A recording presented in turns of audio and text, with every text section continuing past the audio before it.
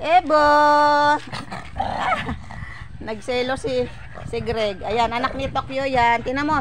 Greg, tingin ka. Pakita mo yung mata mo. Oh? Galing. Dali. Sabi mo ikaw si Greg. Ganda ng mata ni Greg. Anak ni Oreo at ni Tokyo. Ganda ng mata. Ayan ang kanilang produkto.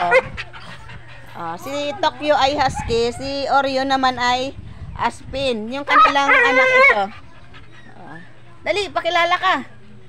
Hello po. Pakilala ka, dali. Ako si Greg, anak ni Tokyo. At ni Oreo. Ito naman si Pebo, anak ni Bukjo. Ayan, ang lambing nila sa isa't isa. Parehas yan lalaki.